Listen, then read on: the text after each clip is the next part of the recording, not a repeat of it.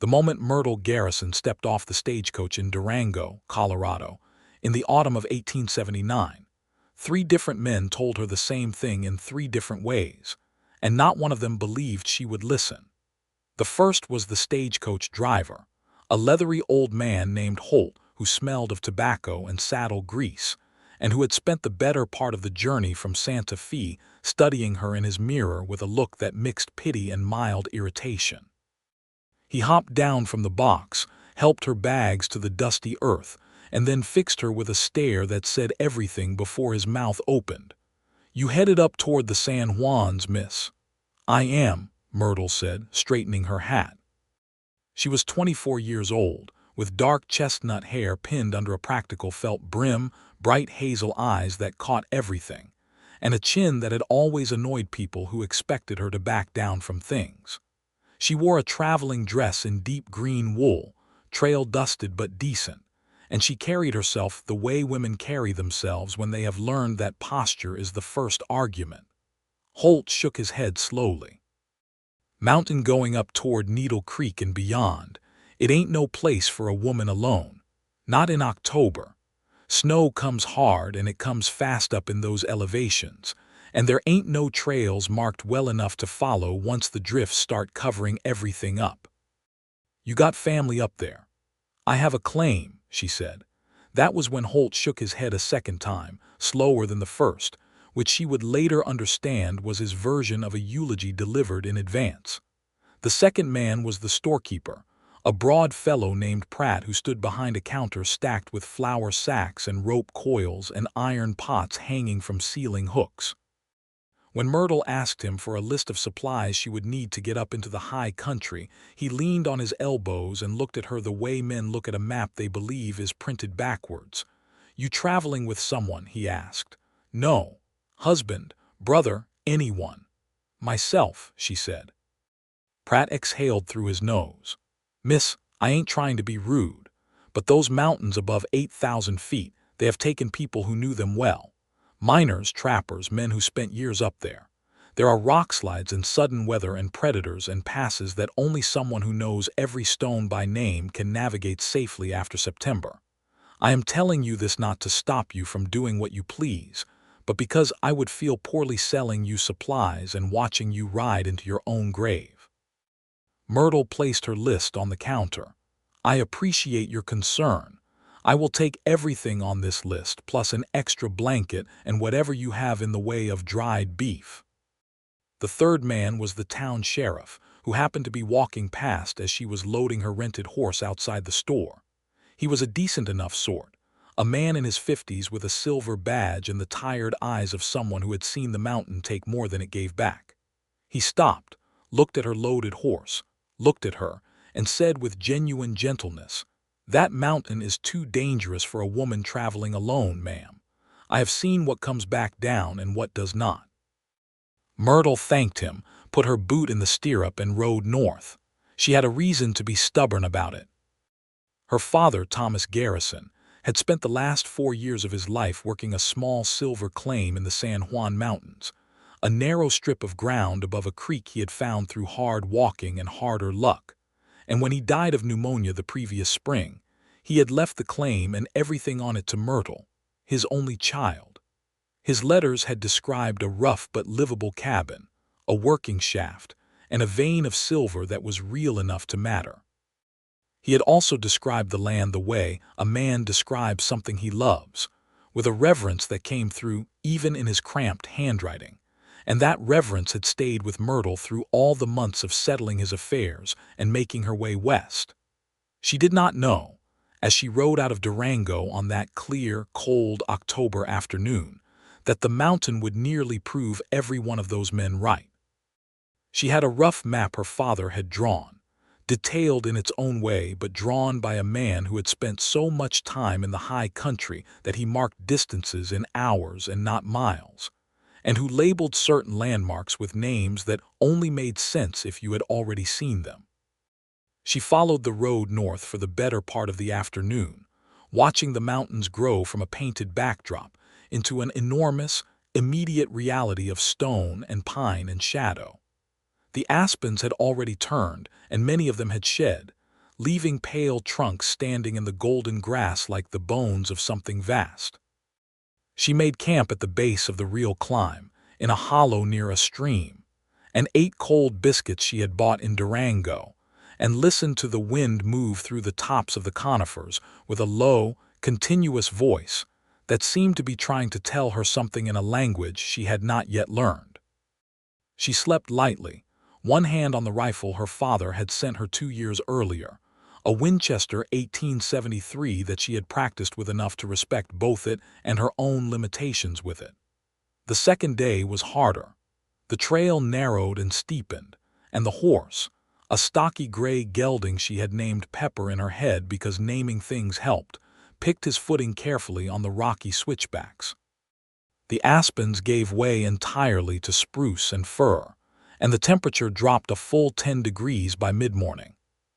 The sky, which had been perfectly clear, began to develop something along its western edge, a thickening of cloud that had none of the soft white innocence of ordinary weather, but instead the gray-yellow density of a sky that is gathering itself for something serious. Myrtle looked at that sky and felt the first real knot of worry she had allowed herself on this trip. She studied her father's map and estimated she was still 3 hours from the cabin, and the light was already shortening in the way that mountain afternoons shorten, not gradually but all at once, as though someone had decided the day was finished. She pushed Pepper harder than was kind and tried to follow the map's markings, a distinctive split boulder her father had labeled the Fork, a meadow he had called the High Flat, a descending creek on the left that would tell her she was close. She found the boulder and the meadow, but the creek was not where she expected it, and she spent 40 minutes riding in tightening circles before she understood that the map's distances had fooled her, and that the creek was farther along than she had calculated. By the time she found it, the sky had made its decision. Snow began to fall, not the gentle, romantic snow of early winter, but the immediate, businesslike snow of a high mountain storm that had been building for 2 days and had arrived before anyone had properly planned for it. The flakes were large and heavy, and they fell fast, and within 20 minutes the trail was white. The landmarks were softening, and the light was dropping toward a gray that would become dark before she wanted it to. Pepper stumbled on a loose stone hidden under the new snow, recovered, and then stumbled again more seriously, and Myrtle dismounted to lead him because she could not afford to lose the horse. The cold had moved from uncomfortable to dangerous with the speed that mountain weather always moves, not giving you time to adjust, just relocating you from one condition to a much worse one between one breath and the next. She was trying to read the map in failing light, the paper going damp in her hands when she heard it. Not the wind, not the creek, not Pepper's nervous breathing, but something else. A sound, steady and deliberate and human, boots on rock.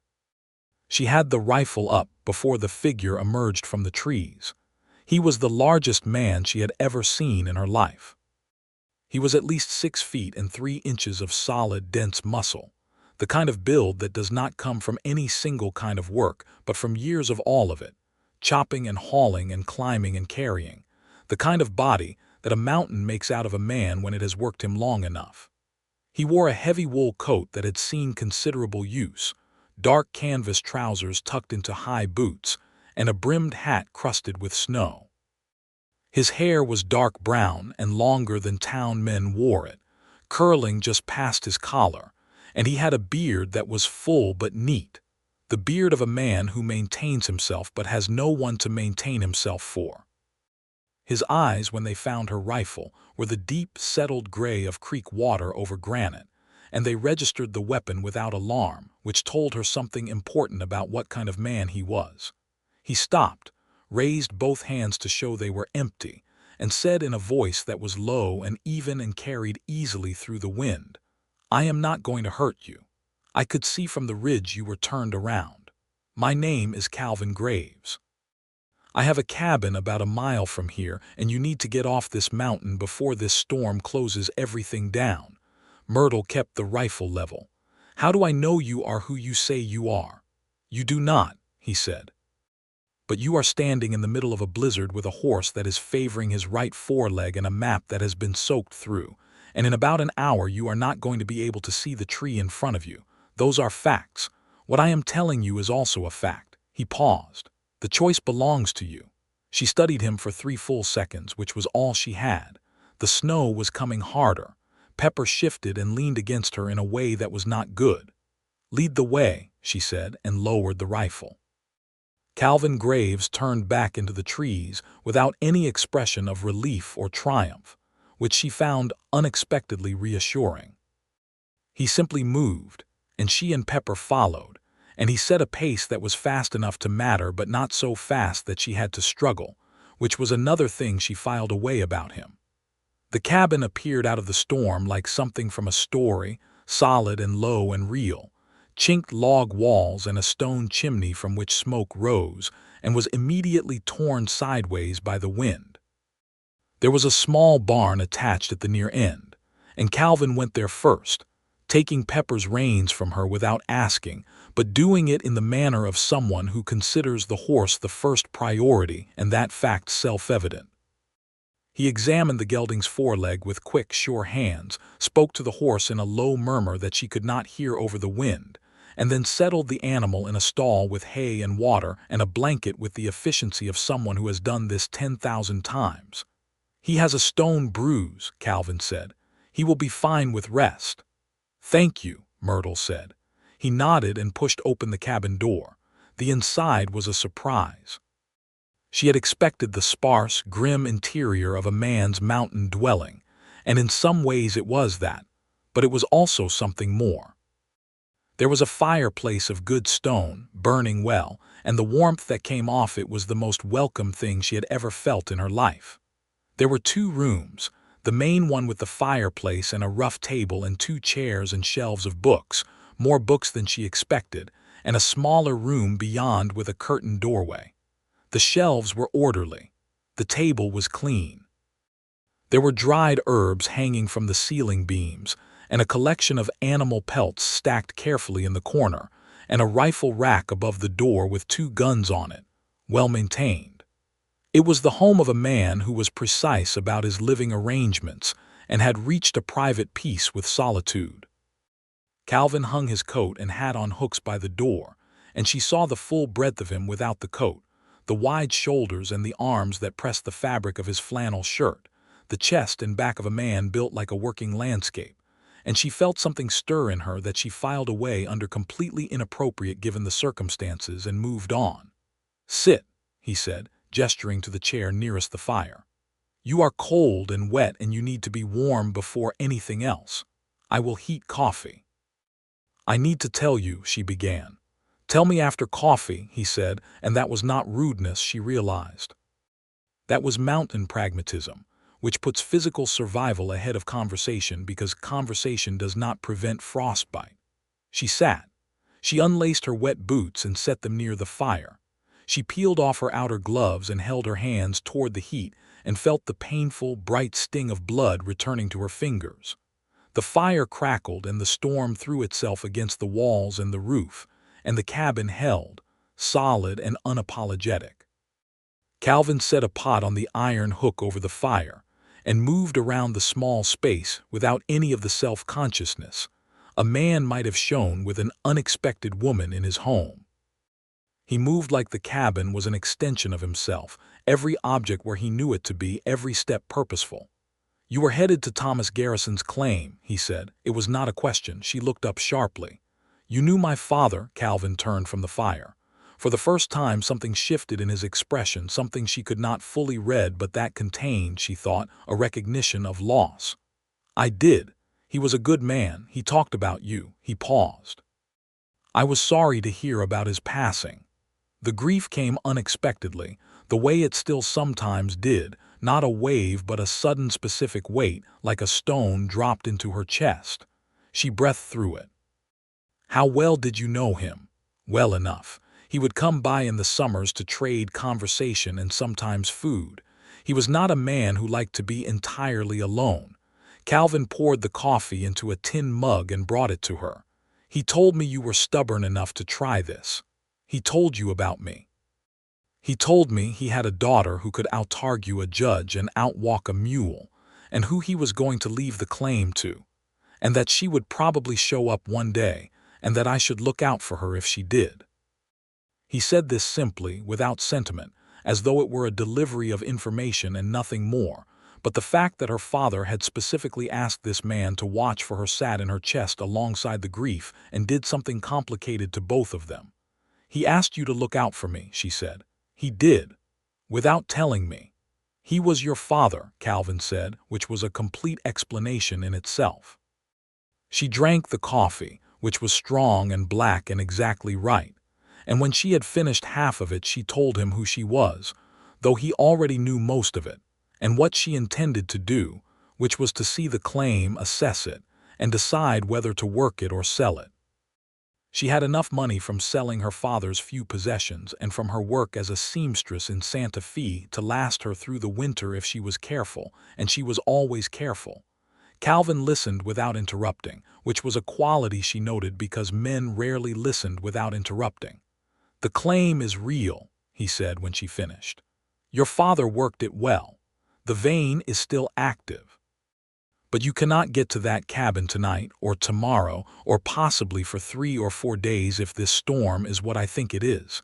He looked at the wall as though he could see through it to the storm outside. "You are welcome to stay here. The back room is yours. I have bedding. I do not want to impose." Something crossed his face that might have been amusement, suppressed quickly. "You are a woman in my home in a blizzard. There is no imposition. There is only the reasonable thing to do." She slept better than she expected to, given the circumstances, given the storm, given the warmth of the fire and the extraordinary solidity of the man in the next room, who she could hear moving quietly before she slept, banking the fire, checking the door, the sounds of someone who takes the responsibility of keeping things safe very seriously. In the morning, the world outside the cabin was white and vast and still. The storm had passed in the night, leaving 2 feet of snow and a sky of impossible blue, and a silence so complete it almost had weight. Myrtle stood in the open doorway in her stocking feet and looked at it, and it was the most beautiful thing she had seen in years. And then Calvin appeared behind her with a second cup of coffee and said, "Close the door. The floor is cold," and she laughed, which surprised her because she had not known she was close to laughing. They spent 3 days in the cabin while the snow settled, and the trails became passable. The first day she helped him check on the animals and restock the woodpile, working beside him with a willingness that surprised him. She could see it, the slight recalibration in the way he looked at her after she split her 4th log cleanly without asking for instruction. She was not soft, Myrtle Garrison.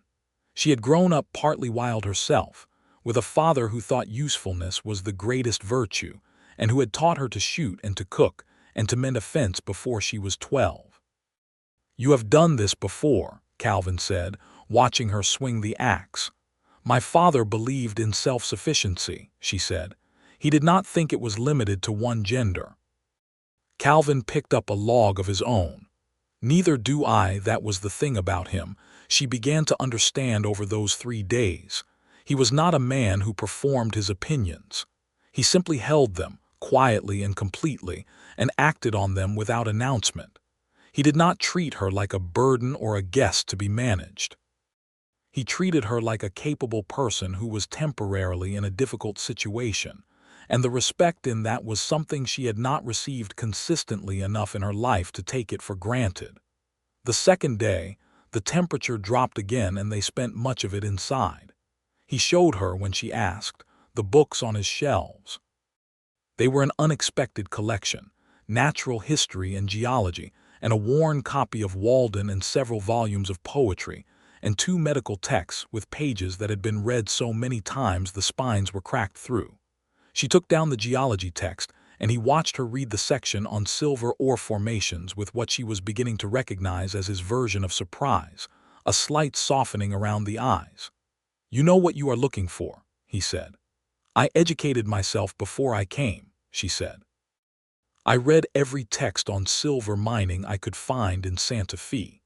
If I am going to evaluate my father's claim honestly, I need to know what I am evaluating. Most people who inherit a claim just sell it without looking. Most people are not me, she said, and it was not arrogance. It was just a fact.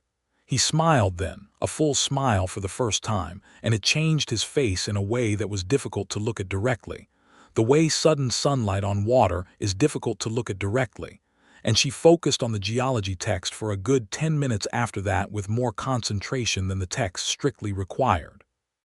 They talked about her father that evening over supper, which Calvin made from dried beans and bacon and cornbread that came out of a cast iron pan, with a perfection that she frankly envied.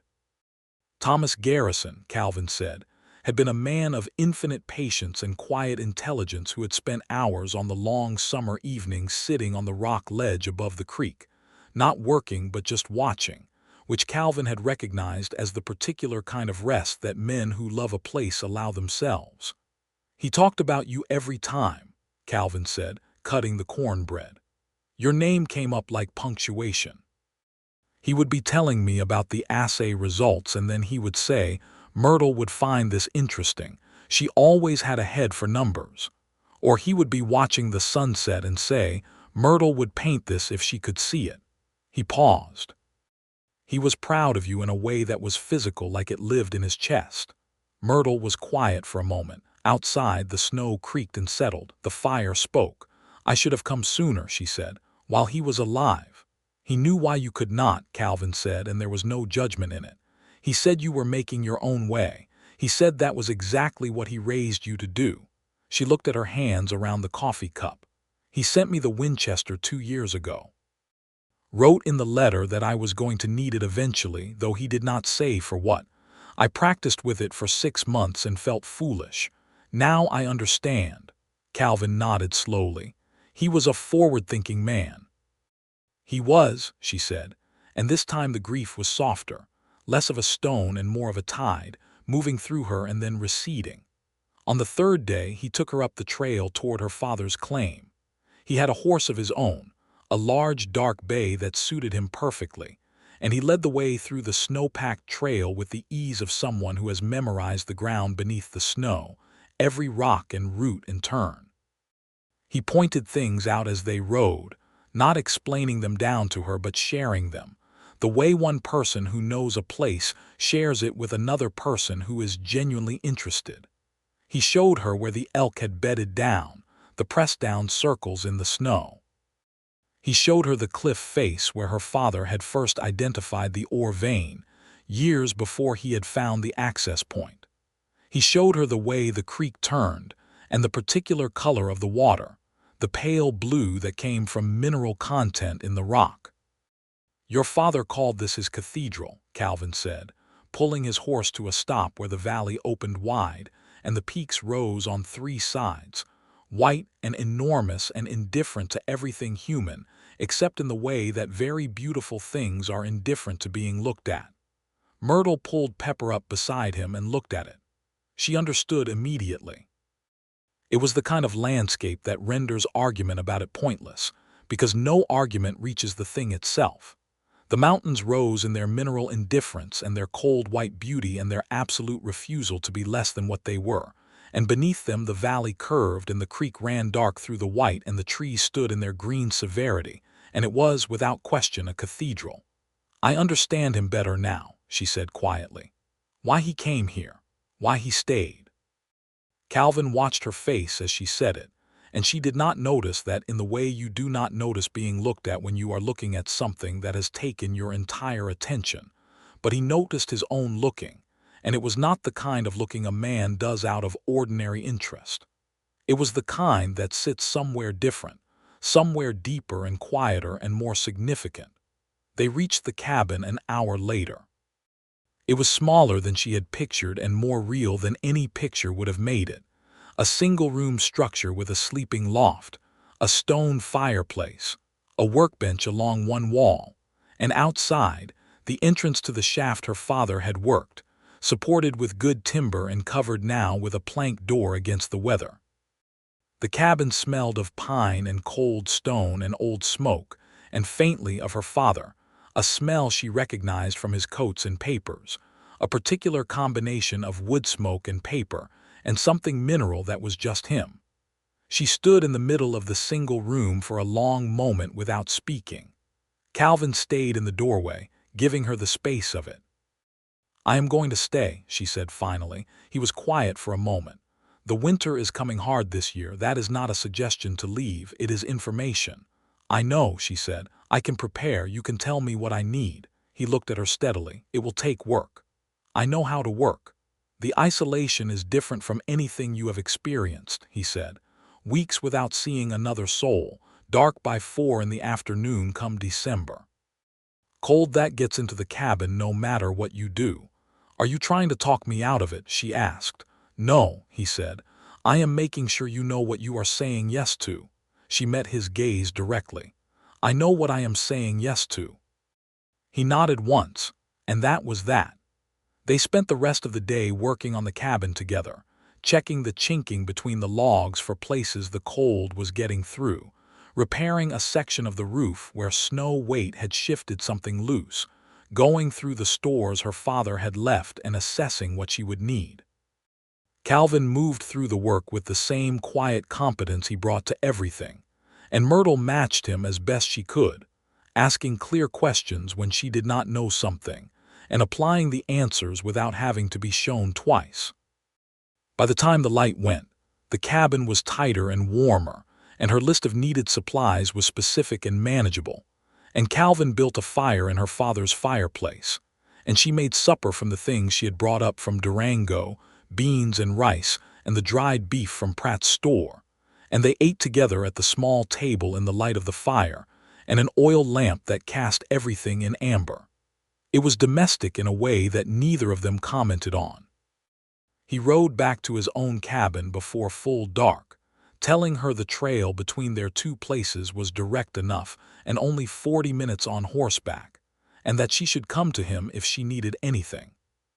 She stood in the cabin doorway and watched him ride until the trees took him, and then she was alone in the mountain in a way she had never been alone in anything, and instead of fear she felt something large and clear and surprising. She felt like she was home.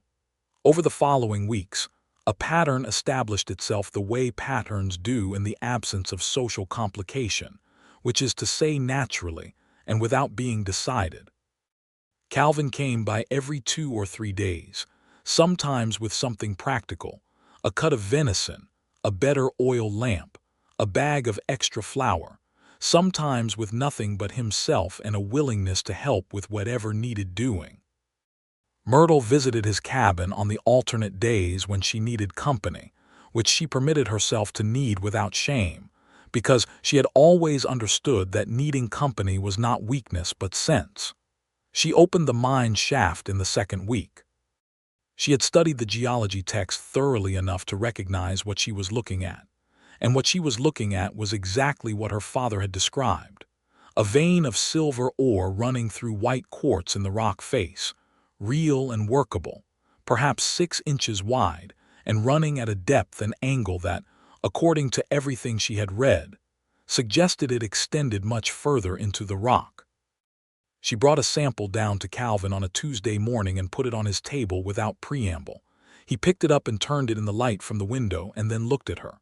"That is a good seam," he said. "I know," she said, and she was smiling with a brightness that she had not planned and could not quite control. Calvin set the ore sample down carefully and looked at her smile for a moment. "You should have that assayed in Durango. Pratt knows the assay. It will tell you what you have precisely." "I will go in the spring," she said, "when the passes are cleaner." "That is sensible," he said, and then he looked at the sample again and said, more quietly, "Thomas would have been very glad you came." The month of November settled over the mountains like a judgment, cold and absolute, and requiring everything of the people who lived in it. Myrtle learned what real mountain winter was in increments, each one a lesson that could not have been taught in a book. She learned how quickly water froze if she did not keep it near the fire. She learned that the wind on certain nights had a voice that was almost human, and that you stopped hearing it as unsettling once you decided it was simply the mountain talking to itself. She learned how to manage a fire through the night, waking twice to feed it, which disrupted her sleep but became its own rhythm. She learned that solitude, genuine high-mountain solitude, was not loneliness if you were occupied enough and if you had, 40 minutes down the trail, a man you could talk to. The talking was what happened to them. Not the falling, not yet, not in any way they acknowledged, but the talking, which is where all significant things between people begin. They talked about her father and about Calvin's own history, which he offered in pieces without being asked. The way a man who has lived privately for a long time shares carefully selected facts because he is relearning the mechanics of trust. She learned that he had grown up in Kentucky, the third of 5 brothers, and had come west at 22 when the pull of open country became stronger than anything holding him east. He had spent 2 years trapping in Wyoming before he found the San Juans and decided they were where he belonged. He had been in these mountains for 6 years, which meant he was 31. She was 24. He was 31. The 7 years between them felt like nothing in the context of who they each were, which is to say people who had lived more than their years in different ways and arrived, somehow, at the same mountain. She learned that he had taught himself to read geological surveys because knowing the rock helped him know the mountain, and that he had a particular knowledge of medicinal plants that he had acquired partly from books and partly from a Ute elder named Quiet Stone, who had shared the mountain territory with him in a relationship of mutual respect for several years before moving his family north. She learned that he found silence comfortable but not preferable, that he liked conversation of the kind that went somewhere, and that he had a dry humor that arrived unexpectedly and with perfect timing, so that you laughed before you saw it coming. She learned, too, that he was a man of principles so settled they were invisible, the way the most load-bearing walls are invisible because the house simply stands, and you never think to question why. He did not speak about what women could or could not do.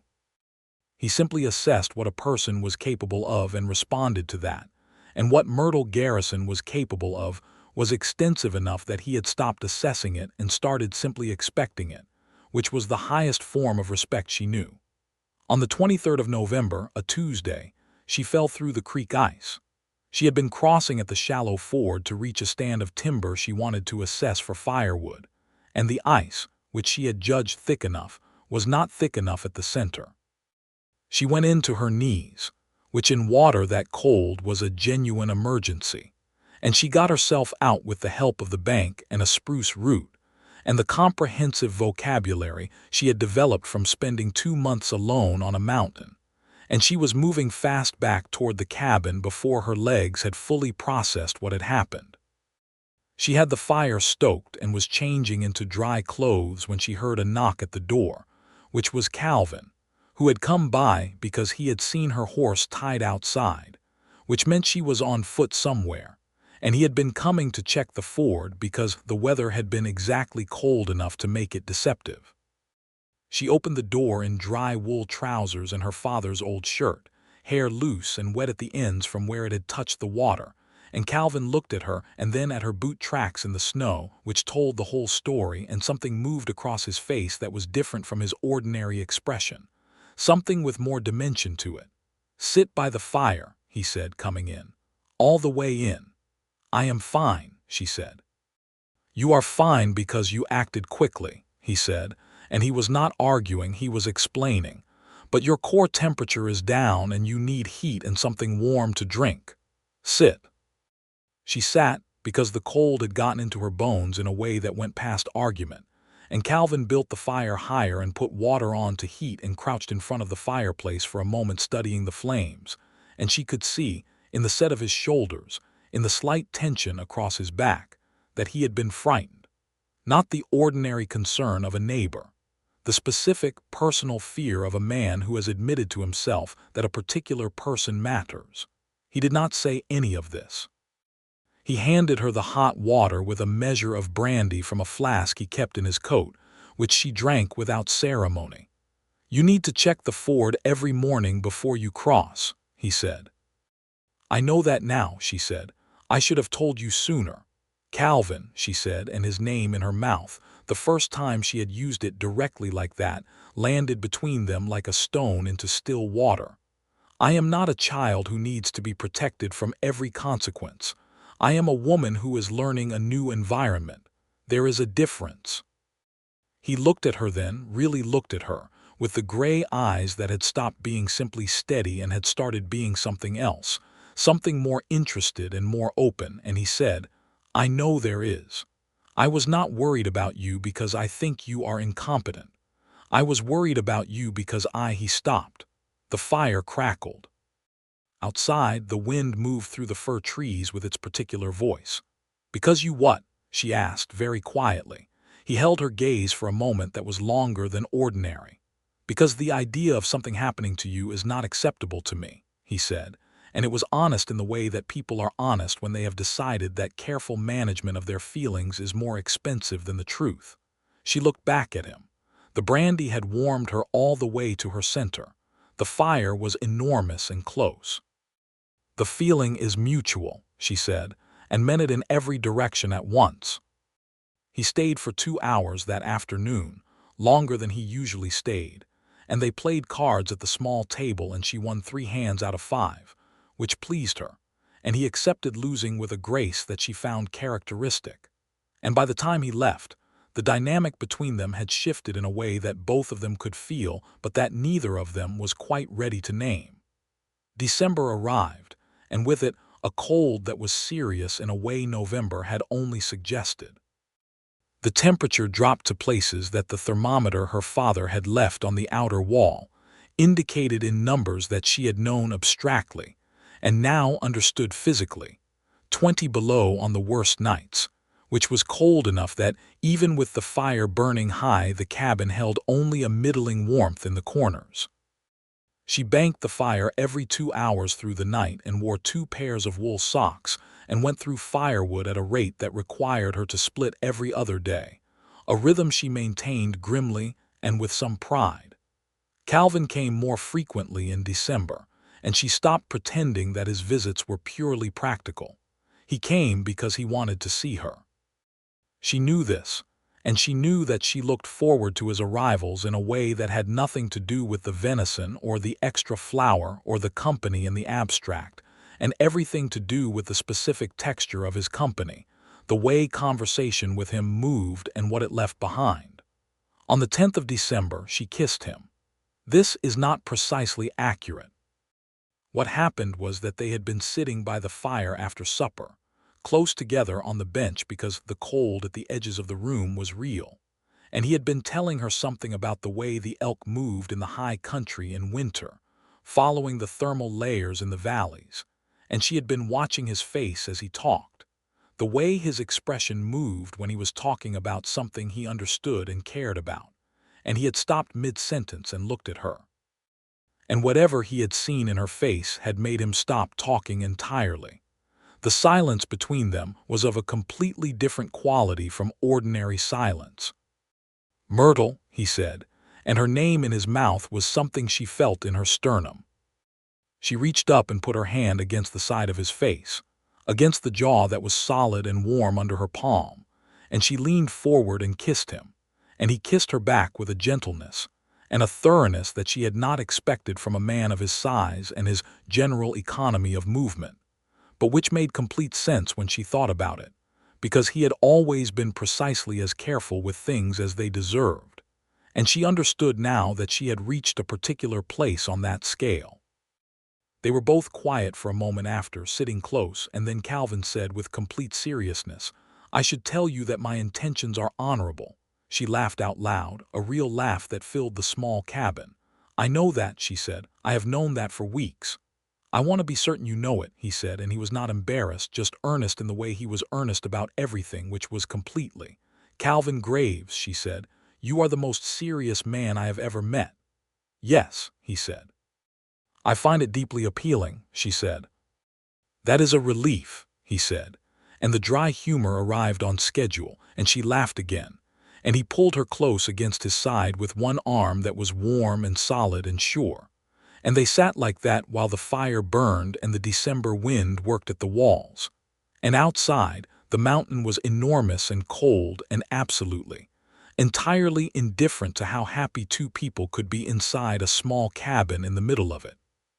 She wrote a letter to her nearest friend, a woman named Della Harper, who had been her closest companion in Santa Fe, and who had thought she was slightly mad for coming to Colorado alone. She wrote it over 3 evenings because there was much to say and she wanted to say it right. She told Della about the claim and the cabin and the winter. She told her about the silver vein. She told her about the 3 men in Durango who had told her the mountain was too dangerous for a woman alone. And she wrote with some satisfaction that the mountain had, in fact, proved them wrong, not because it had been easy or uncomplicated or without genuine danger, but because she had met every difficulty it presented with the full force of what she was, and had not found herself unequal to any of it. And then she told Della about Calvin. She told her carefully and in detail, because Della deserved the full truth of it, and because writing about him helped Myrtle understand what she was feeling, which was large and specific and growing, and nothing at all like what she had felt about the 1 or 2 men in Santa Fe who had courted her briefly and without distinction. She wrote that he was a man who did not ask her to be less than she was, which she had begun to understand was a very specific and rare quality. She wrote that he was the strongest person she had ever met, in the literal and the lateral sense, and that he was gentle in exact proportion to his strength, which was also a quality she had not encountered before. She wrote that she was not sure what was going to happen, but that she was certain of the feeling. She folded the letter and put it in the pocket of her coat to send from Durango in the spring, and that night Calvin came by and they had supper, and afterward she read aloud to him from the natural history volume on the shelf, which he listened to with his eyes closed and his head resting back, and it was one of the most companionable evenings she had ever spent with anyone. January was extraordinary. The cold reached depths she had not imagined, and the snow was constant, and the world contracted to a sphere bounded by the cabin and the barn and the woodpile and the 40 minutes of trail between her and Calvin, and this small world was enough. She worked on the assay notes, calculating from her ore samples and her geological reading what she believed the seam to be worth, a figure that surprised her and required her to check her mathematics twice. She sewed and repaired and read and wrote letters and worked on accounts and thought, and she was not bored and not afraid and not unhappy. She and Calvin navigated the winter together in a way that was not yet anything official or declared, but that had the texture of something that would be, something that was gathering itself toward permanence the way a stream gathers toward a confluence. He was careful with her and she was careful with him, and the care was mutual, which made it something other than caution. It was more like respect for the weight of what was happening. He told her, one night in late January when the cold was at its worst, and they were both in her cabin because the temperature outside was not fit for travel even for him, that he had not thought about staying anywhere permanently before he found these mountains. He had always moved when the pull to move was stronger than the reason to stay, which was frequently. He said this matter-of-factly, describing himself the way people describe habits they have examined and understand. "And now?" she asked. He looked at the fire. "Now the pull to stay is stronger than anything else I have felt," he said, and it was a simple sentence that meant everything. February brought a thaw, brief and deceptive, and they used it to get to Durango, the 2 of them riding down together on a day when the sky was clean and the temperature had lifted enough to make the journey reasonable. It was Myrtle's first time in town since October, and Durango received them with the ordinary business of a frontier town, the noise of the main street, the horses and the wagons and the boot-stamped boardwalks. She sent her letter to Della. She had the ore samples assayed by the man Pratt recommended, a serious individual named Dr. Ambrose, who had geological credentials and who looked at her samples over his glasses for a long time before looking up and telling her that the Garrison claim was a viable silver operation of genuine value and that she should consider herself well inherited. She stood outside the assay office in the February sunshine and held this information in both hands, so to speak, and it was everything her father had hoped, and she was glad beyond expression. Calvin was waiting with the horses. She walked back to him and told him what Ambrose had said, and he looked at her face rather than responding to the information right away, and then he said, "Your father would be so proud of you," and she had to breathe through the sting of that before she could answer. "I know," she said. "I think he is." They had a meal at the hotel restaurant, the best restaurant in Durango, which made Calvin visibly uncomfortable in the way of a man who has not sat in a formal dining room in years, and she found this endearing in a way she did not remark on. She ate a proper hot meal, and he ate 2 plates of beef stew, which given his size was entirely reasonable, and they talked about the claim and the spring plans and what equipment she would need, and how she would hire if she hired, and he offered practical knowledge at every turn, the names of reliable men, the suppliers who gave fair prices, the legal considerations for a woman holding a mining claim in Colorado in 1880, which were not without complications, but which she had already researched.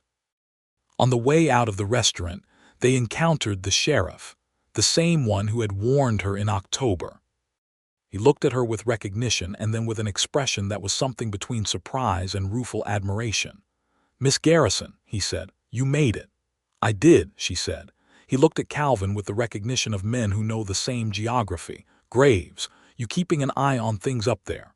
"Miss Garrison does not require anyone to keep an eye on things," Calvin said, without any edge, just as a simple correction of the premise. "She is managing the Garrison claim herself and doing it well." The sheriff absorbed this, looked at Myrtle again, and did the thing that decent men do when they realize they have been holding an outdated assumption. He smiled, and it was genuine. "Well," he said, "good for her then." They rode back up into the mountains in the long blue afternoon, side by side on the trail where it was wide enough and in single file where it was not, and the San Juans rose around them in their cold winter beauty. And Myrtle thought about the woman who had ridden up this trail alone in October in a storm and felt something like affection for that woman, who had been stubborn enough and brave enough and, as it turned out, right enough about all of it. Spring arrived on the mountain slowly and then all at once, the way spring always arrives at elevation, weeks of cold punctuated by single days of such warmth and light that you could not believe the cold would ever return, and then it would. And then a week later it would not again, and each time the warmth came back it came back stronger, and the snow retreated by degrees until one morning Myrtle woke to the sound of the creek running free and full and loud, genuinely loud, the roar of snowmelt, and went to the door and smelled the first green smell of the year rising from the ground, and understood that the winter was genuinely over. It had taken her through. She stood in the doorway of her father's cabin on that morning with the full knowledge of what she had done. She had come to a mountain that everyone in Durango had told her was too dangerous for a woman alone, and she had spent an entire mountain winter on it, not just survived it but lived in it, worked in it, learned it, fallen in love on it. She had kept a fire going and kept herself warm and kept the claim secured and kept the mine shaft in good condition, and kept herself in good health, and done all of it with her own hands and her own will, and the particular quality of stubbornness that her father had, apparently, specifically planned for. The mountain had proved everyone wrong. Calvin had told her this was always going to be the case. In April, she wrote to Della again and told her what had developed, which was that Calvin Graves had asked her, on an evening in late March when the snow was half gone and the evening sky above the peaks was layered in colors that her father would have described as God showing off, whether she would consider staying, not in the cabin, not temporarily, whether she would consider building something permanent here, something together. He had asked her with the directness that characterized everything he did, standing by the creek below her father's claim in the last of the light, his hat in his hands, his hair loose to his collar, looking at her with those gray eyes that had stopped being steady and started being completely open. She had said yes before he finished the sentence, and he had exhaled, a long, slow breath, like a man releasing something he had been holding for months. "I was not entirely certain," he admitted. "Then you were not paying attention," she said. He laughed at that, a real laugh, and pulled her close, and she fit against his chest in the way that some people fit against each other, as though the space was made in advance. And the creek ran cold and clear around the stones, and the last of the day's light burned on the peaks above them. They were married in June. It was a small ceremony in Durango, at the church on the main street, with the minister who was a practical man and not given to ceremony for its own sake.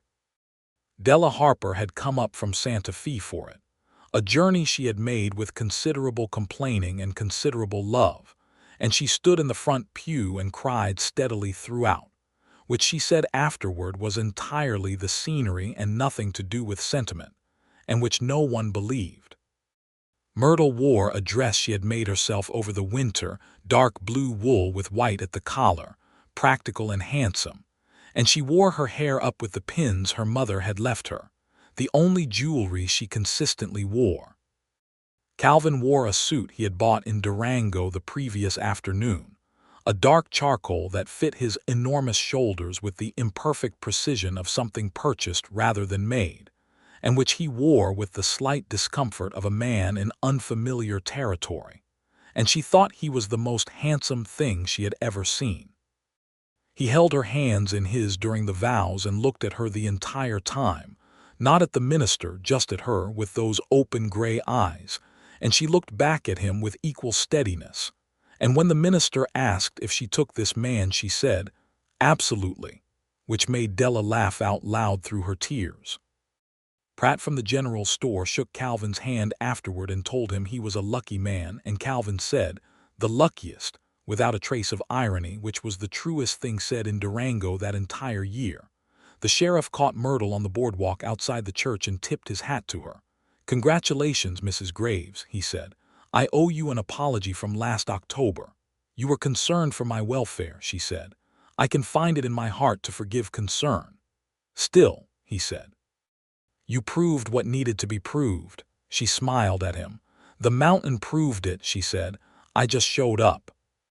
They rode back up into the San Juans that same evening, the two of them and Della, who was going to spend a week and who arrived at Myrtle's cabin, now their cabin, and said immediately that it was the most beautiful and the most primitive thing she had ever seen, and that Myrtle had lost her mind in the most wonderful way possible. Della left after 8 days, taking with her a letter from Myrtle's father's former business partner in Santa Fe, finalizing the last of the estate paperwork. The mountains settled around them again in its summer form, which was a completely different thing from the winter, warmer and louder with birds and running water and the constant movement of green things, and they were alone in it in a way that was now official and complete. The summer was one of the finest seasons of both their lives. Calvin knew the mountain in summer the way he knew it in winter, which was to say completely, and he showed it to Myrtle the way you show a place to someone you love, with all the specific knowledge and affection that accumulates in a person who has lived closely with a piece of land for years. He showed her the high meadows that bloomed in July with wildflowers in colors that had no names adequate to them. He showed her the thermal springs a half-day's ride north, where the water came out of the rock warm and clean and smelling of minerals. He showed her where the hawks nested on the eastern cliff face, and where the deer came at dusk to the lower meadow, and where a particular ridge afforded a view of 3 separate mountain ranges on a clear day, a view that stopped conversation cold. She worked the mine through the summer with a hired man from Durango, a taciturn, experienced miner named Louis Castellano, who knew silver or the way a baker knows bread, and who treated Myrtle with the professional respect owed to any employer who clearly knows the material. The vein was everything the assay had suggested, and by August she had enough extracted to warrant a proper trip to Denver for processing, and the return on that trip was enough to secure the operation for the following year and to begin planning an expansion. Calvin helped her rebuild the mine shaft structure, which needed reinforcement at the entrance, and he did it with the same completeness he brought to everything, researching the technique, acquiring the timber, working alongside Lewis with a physical capacity that Lewis respected in the way one working man respects another who does not perform effort but actually expends it. They built a second room onto the cabin in August, because the single room had been sufficient for a woman alone and was sufficient for two, but they were both people who understood the value of space within proximity. Calvin built it from logs he had cut and shaped himself over the winter, preparing for exactly this, and the room went up in 2 weeks of solid labor, and it was good work, the walls plumb and the roof tight and the window placed where the morning light came in. "You were already planning this," Myrtle said, standing in the new room on the evening it was finished, watching him set the last of the window frame. "In February," he said, without turning around. "I knew in February. You could have said something earlier. I was waiting until I was certain you would say yes." "Calvin," she said, "I told you in February that if the mine panned out I intended to stay permanently. I told you I had found what I was looking for. I told you very clearly." He turned then, holding the hammer, with sawdust in his dark hair and his shirt open at the collar from the work, and he looked at her with the particular expression she had come to think of as his fully open face, the one without any of the mountain reserve, just the man underneath it, and he said, "I know you did. I was being careful. You are always careful. With things that matter," he said, and she went to him, right across the new room, and kissed him with the ease of a woman who has been doing this for months and intends to do it for the rest of her life. By the following spring, the winter of 1880 to 1881 having been gentler than its predecessor, Myrtle knew she was carrying their first child. She told Calvin on a March morning when the snow was melting fast and the creek below the claim was running full and loud, and she told him simply and directly, sitting across the table from him over coffee, and he was quiet for a moment in the way he was quiet when he was processing something large. Then he set down his cup and looked at her with an expression she had no existing word for, something that was joy and responsibility and wonder and absolute determination all at once, and he said, "Are you well? How are you feeling?" "I feel fine," she said. "I have been fine for weeks. I am telling you now because I wanted to be certain." "You should not be working the mine," he said. She looked at him. He met her look. "Not because you are not capable," he said, correctly interpreting the look, "but because the shaft work is physically dangerous in ways that are specifically relevant to your current condition. Lewis can manage the daily work. You can manage the accounts and the assay analysis and the expansion planning, all of which are your areas anyway." She considered this. "That is a reasonable distinction," she said. "I try to be reasonable. You try to be protective," she said, not unkindly. "And sometimes you succeed at being reasonable instead." He smiled. "I am working on it," he said, and reached across the table and covered her hand with his, the large, warm hand that had become as familiar to her as her own, and held it with the particular care of a man who is very strong and very aware of his own strength, and who manages that awareness in the direction of gentleness. Their son was born in November of 1881, in the cabin on the mountain, delivered by a midwife from Durango whom Calvin had arranged for months in advance with the thoroughness of a man planning a military campaign. The midwife, a competent, brisk woman named Mrs. Holt, wife of the same stagecoach driver who had warned Myrtle 2 years before about the mountain's dangers, arrived with a week to spare and set up camp with complete professional calm. The labor was long and serious, and Calvin spent most of it outside the cabin door, which Mrs. Holt had instructed him to do, and which Myrtle privately was glad of, not because she needed him less but because his anxiety, usually so well contained, was visible enough during those hours to be its own weight in the room. When Mrs.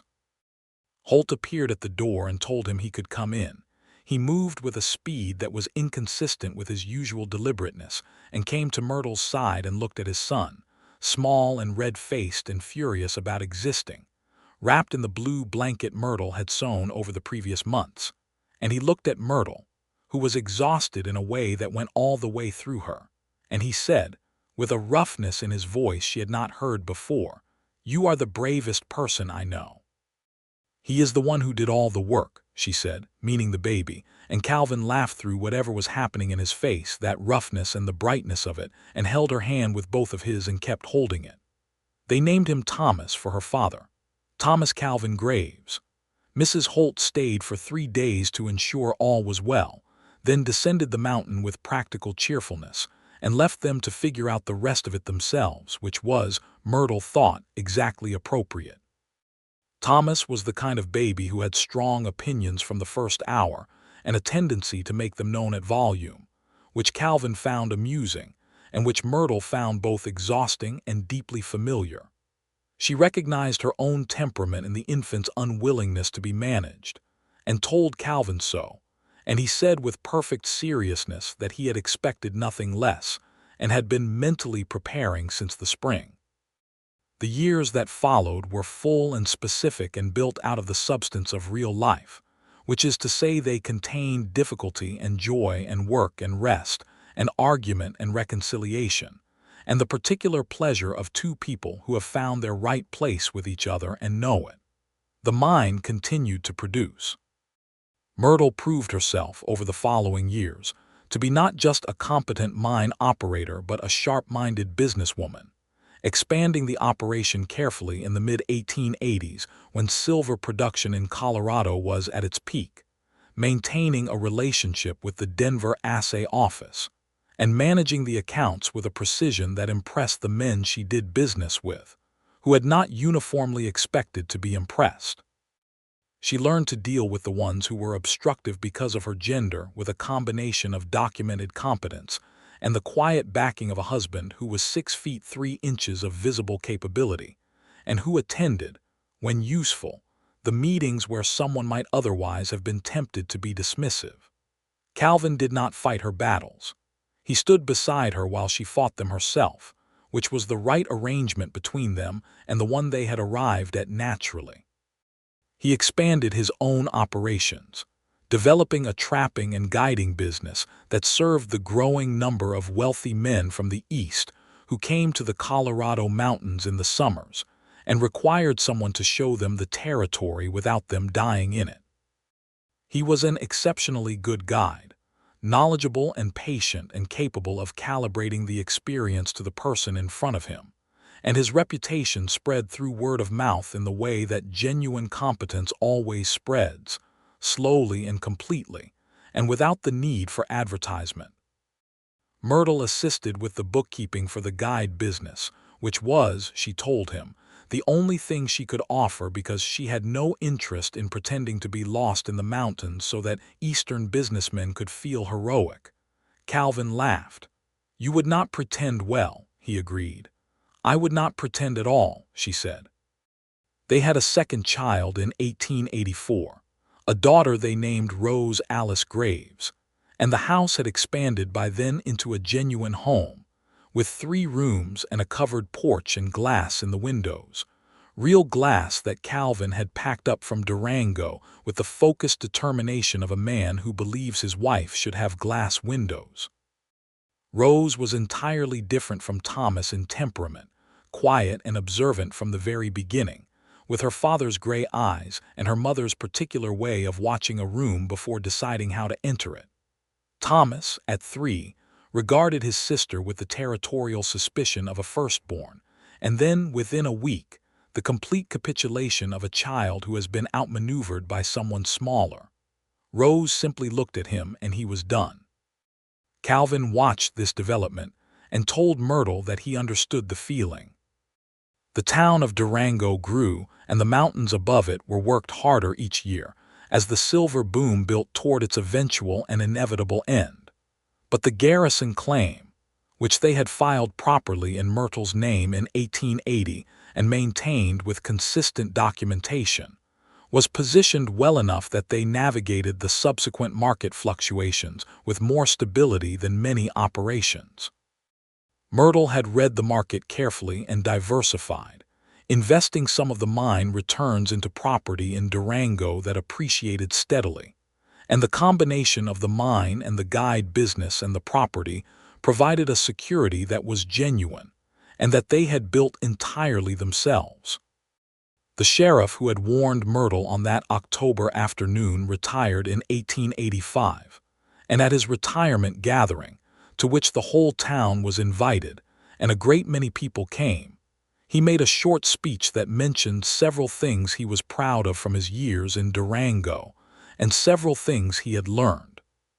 He mentioned, without naming her, a woman who had arrived in town in 1879 and ridden up into the San Juan Mountains over his professional advice, and had, by every measure available, proved that the mountain was exactly as manageable as she had believed it to be. Several people in the crowd knew immediately who he meant, and looked at Myrtle Graves, who stood with her husband and their 2 children in the late afternoon light coming through the windows of the gathering hall, and she raised her glass with a smile that acknowledged the toast without making it about herself, which was, he thought, exactly her. Calvin caught her eye over the heads of their children and looked at her with that fully open expression, the one she had been looking at for 6 years now and still found impossible to take for granted, and she looked back at him with everything she felt and did not bother to arrange it into a more manageable size. That evening, riding back up the trail into the mountains that had become theirs as completely as it is possible for a place to belong to the people who belong to it, with Thomas riding his own pony ahead of them and Rose asleep against Myrtle's chest in the carrier she had made, the October sky going to deep blue above the peaks, Calvin said, "Do you ever think about what would have happened if you had listened to the stagecoach driver?" She considered this seriously. "I would have gone back to Santa Fe," she said. "And the claim would have sat unworked through the winter, and in the spring I would have sold it for whatever someone offered without knowing what it was worth, and I would have been a seamstress in New Mexico for the rest of my life." She paused, "Which is not a terrible life." "No," he agreed. "But it is not this life," she said. "No," he said again. "It is not this life." Rose shifted in her carrier, small and warm and dreaming. Thomas's pony picked its way ahead of them on the trail, with the cheerful confidence of a young horse that considers every outing an adventure. The trail rose into the trees and the aspens, bare now in October as they had been the first time she had ridden this way, stood in the last of the light with their white trunks in the dusk like pale sentinels, and the mountain was around them and above them, and it was exactly what it had always been, enormous and cold and difficult and beautiful, and for 2 people who had earned the right to call it home, entirely their own. "They told me it was too dangerous," she said, almost to herself. "They were worried," Calvin said, "which is not the same as being right." She looked at him riding beside her, the broad shoulders and the dark hair longer than ever now against his collar, the gray eyes that were on her and not on the trail because the trail was as familiar to him as breathing, and she thought of all the things that had come from her refusal to listen to the men in Durango on that October afternoon 6 years ago.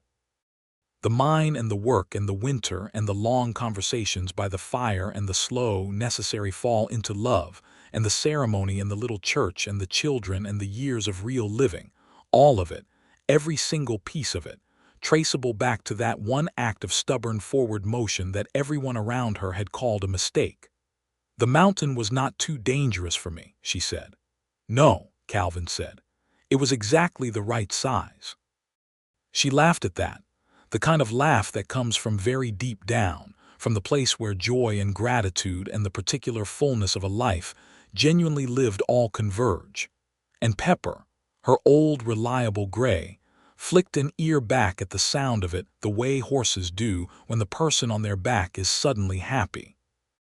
They rode up into the evening, into the mountains that were theirs, and the trail wound up through the trees and the aspens, and the last of the day's light caught the peaks above them in a color that was almost not a color at all but something more extreme, and the mountain rose around them in its cold perfection, and its absolute indifference to anything less than the whole truth. Years later, when Thomas was grown and studying engineering at a college in Denver, he would write to his mother asking her to tell him the story of how she had come to the mountain, the real version, not the one she glossed over when she was tired.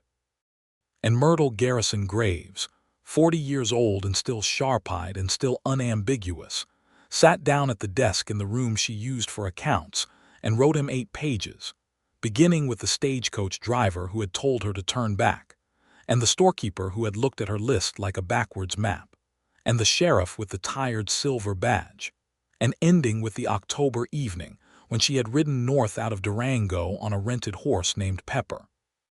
Into a storm and into the mountains and into the best decision she ever made. She told him about the man who had come out of the trees. She told him that Calvin Graves had been her father's request, her father's quiet provision, a man left like a gift in the high country against the possibility of a daughter brave enough to claim it. She told him that the mountain had not been too dangerous, that the mountain had been exactly right. And then she folded the letter and sealed it and put it on the pile to go down to Durango in the morning, and she went out to the porch where Calvin was sitting in the last of the afternoon light, which came through the mountains now in its autumn gold, his long legs stretched before him and his eyes on the peaks, and she sat beside him in the other chair, and he reached across without looking and took her hand, as naturally as breathing, as settled as stone. The San Juans rose above them in the October light, indifferent and magnificent as they had always been, as they would always be, and below the cabin the creek ran clear over the stones with a voice that had been speaking since before anyone arrived to listen, and would speak long after everyone was gone. But for this moment in this light, it was only theirs.